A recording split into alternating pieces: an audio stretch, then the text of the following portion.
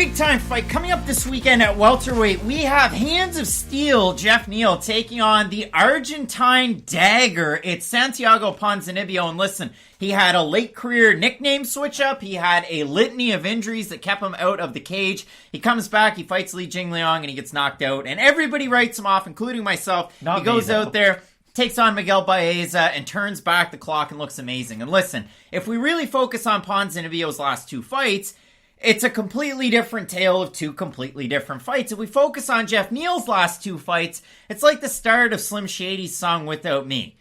Two trailer park girls go round the outside, round the outside, round the outside. You know why I say that, Matt? Because the last two guys that he fought, he couldn't figure out the distance round the outside. When he fought Stephen Wonderboy Thompson, Wonderboy was able to do great things with his range, which he typically always does. And then he goes out there and he fights Neil Magny, and listen, was the fight 29-28? Was it 30-27 Magny? That's neither here nor there. All I have to say is that Magny stayed on the outside and put a lot of volume out there, and Geoff Neal wasn't able to figure it out, wasn't able to crash the distance, and now he's on a two-fight losing streak somewhere where we haven't seen him in this category or in this spot in his entire UFC career. No, we really haven't. And there was a point where Geoff Neal was seen as one of the best strikers in this division. Like, right before the Wonderboy fight, it was like, hey, if you beat Wonderboy, it's top 5 or bust, and you might be fighting Usman in like 2 fights. Like, that's what beating Wonderboy Thompson means for your career. Now, I think the loss to Wonderboy isn't that big of a deal. You lost decision to one of the best strikers of our generation, really. We've seen that happen before, 2 other good fighters, and those other fighters have come back and looked really good.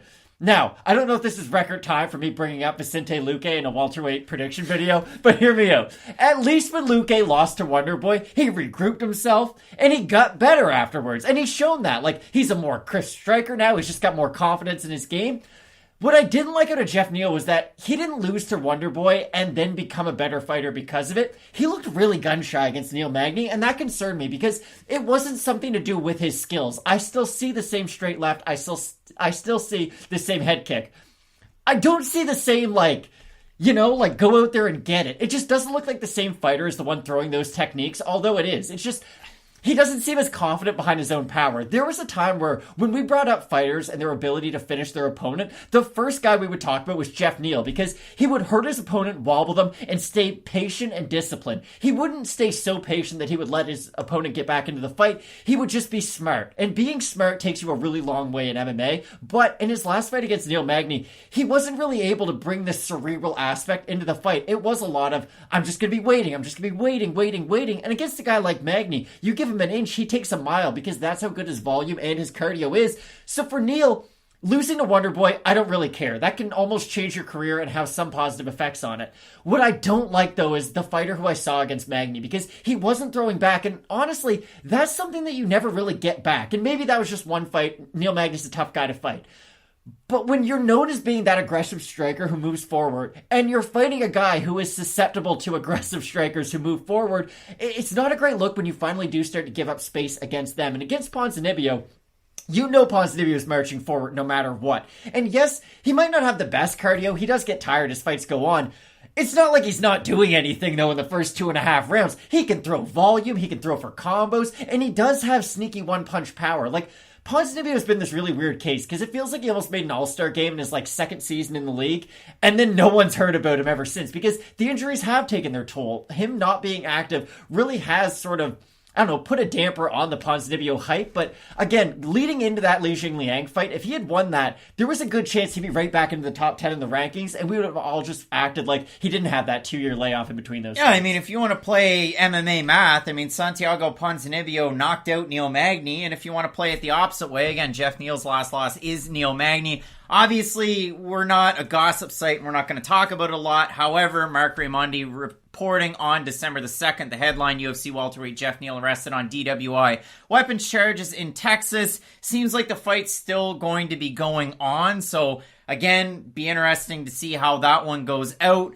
Obviously, Geoff Neal and his legal team have their own say in that article. I'll link it down below in the individual video. You can take what you will. But for Geoff Neal, obviously, regardless of the outcome, it's still a tough headline, and it's not the type of news that you want to see brought up going into a fight. He had a really good story, too. Like, Geoff Neal, he almost died. But not even that. Go back even further. He was working at a cheesecake factory to help pay the bills while he started fighting. It's too bad. You hope good that you hope. But now we have this fight. And Matt, when we have Geoff Neal, we have Santiago Ponzinibbio. We talk about this a lot. We wish that we could see fighters 100% and 100%. So for Geoff Neal, his last two performances, are they total anomalies? Or again, are we going to go back to that cerebral fighter? I go back and I think of it. Remember when Jamal Emmers fought Pat Sabatini? Knocks him down, almost knocks him out. Dives into that guard like a dolphin. Dives into it, decides to go for his own leg lock, gets submitted, and hurts his knee. In a Geoff Neal fight, I'd like to think if he had his opponent hurt like that, let him back up to his feet and hammer away at him.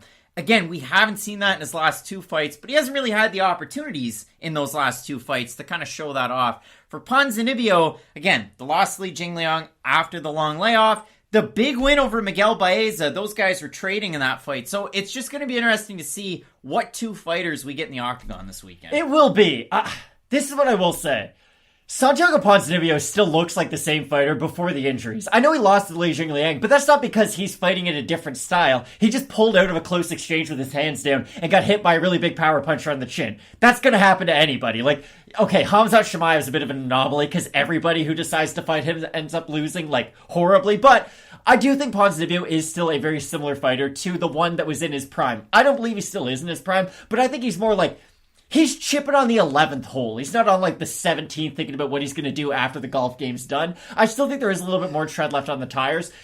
This is what worries me, and I'll say this for both sides. They have opposite stances, which is going to open up their opponent's best strikes. Geoff Neal's going to have the left kick to the body wide open for him a lot in this fight, but what I will say is that Ponzinibbio does a good job defensively with his kicks. He's really good at getting his shin on the outside, doing it with leg kicks and body kicks. I remember vividly when he fought Nordine Taleb in Halifax, Nova Scotia, Canada. He was doing a really good job at checking those low leg kicks from Nordine, because Nordine Taleb, if you're new to the UFC, probably you don't know who he is, but he was a very, very talented striker, especially on the outside. And Ponzinibbio at least proved in that fight that defensively he can be really sound when that's a focal point of his game plan. And I think if he can replicate a very similar game to what he did against Taleb, oddly enough, I think it will pay off against Geoff Neal.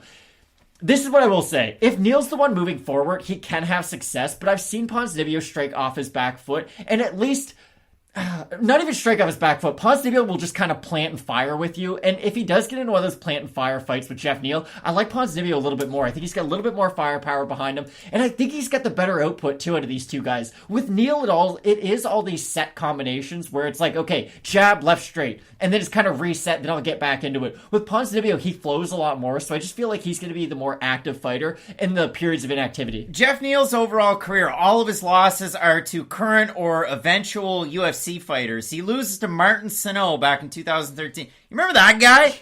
He's probably gonna have another fight in the UFC. How crazy is that? He lost to Kevin Holland, and then he goes on his win streak. Bilal Williams, Chase Weldon, Brian Camozzi, Frank Camacho, Bilal Muhammad, Nico Price, Mike Perry, Triller Triad's own. And then he loses to Wonderboy and Neil Magny. And if you look at it for Ponzinibbio and you focus on that loss to Li Jingliang, let's bring up the other losses as well. Lorenz Larkin, years ago. Ryan LaFleur, and then Leonardo Mafra back in 2011. You want to focus on some of the wins. He beat Leonardo Santos. When he knocked out Court McGee, I straight up felt bad for Court McGee. Wendell Oliveira, Sean Strickland, Andres Stahl, Court McGee, Zach Cummins, Nordin Taleb, Gunnar Nelson, Mike Perry, and Neil Magny, and Miguel Baeza. A lot of wins, not as many, finishes lately, I guess you could say, but a great one in his last fight. Holy smokes, let me tell you. The odds on this one are at par. Out of the votes, 741 total votes on Tapology. 72% Ponzinibbio, 75% have him to win by decision. For the 28% that have Geoff Neal, it's 55% by knockout. I'm not surprised at all where this is lined. No. It's a 50-50 coin flip. I'm going to sit back and watch it. I've got nothing riding on this one. I love to watch these two guys go to work. They just bring their lunch pails and they throw fists. So I'm excited to see it. I have a hard time on the pick, though. I think Ponzinibbio's left hook is going to be wide open throughout this fight. I know I brought up the southpaw kick of Geoff Neal being wide open as a result of their opposite stances, but what people don't realize is that Ponzinibbio does a really good job He's very similar to Justin Gaethje. There's the other comp I can bring up, because after he's done throwing the right hand, he's got a great left hook that comes around right behind it. It's something he catches a lot of guys with. I think that is going to be wide open against Geoff Neal, because the way Neal stands is going to be coming over his far shoulder every single time. And if Ponzinibbio can at least get the range on that one technique early, he is very unique in the aspect to where he's got a lot of power in his lead hand.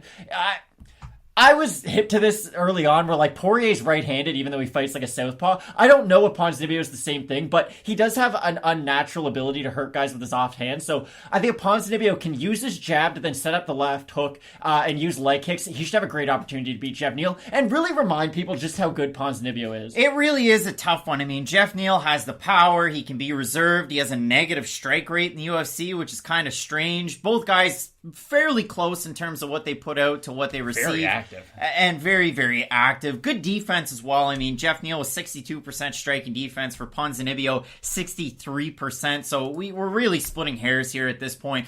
I'm edging Santiago Ponzinibbio ever so slightly. But again, like, from now until question mark kicks on Saturday, if somebody made a good argument, you never know. That's how indecisive I am on this fight. I feel like I have to bring this up every time we talk about Ponzinibbio, but I really did think he was going to beat Kamaru Usman when they were supposed to fight. Like, this is the type of fighter that we were dealing with a few years ago. Like, I know he was a big underdog in that one, but just... I think it could still happen. No, I'm kidding. But I really do think, like, Ponzinibbio was sort of destined to be one of those top 5 guys. It really is unfortunate that we did miss out on some of his prime due to injuries. But hopefully, win, lose, or draw, hopefully we just see kind of 100% of both guys this weekend. Yeah, and for Geoff Neal, you beat Santiago Ponzinibbio. Exactly. You're going to get a giant fight. I mean, it could be like a Masvidal. It could be like a Diaz in a big name. Like, it could be a really big fight. Bobby Lawler, Geoff Neal. I'd be cool with that, too. There's so many different fights you can make for both of these guys, but both of us right now siding with Argentina's own Santiago Ponzinibbio to get the win. Such a great fight. And listen, there's 2 big title fights up at the top. Amanda Nunes, Juliana Pena, and then Charles Oliveira taking on Dustin Poirier. You're not going to want to miss it. Leave a comment down below. Let us know who you're taking. Keep it locked in with Fight Night Picks, as we always say. Let's get into it.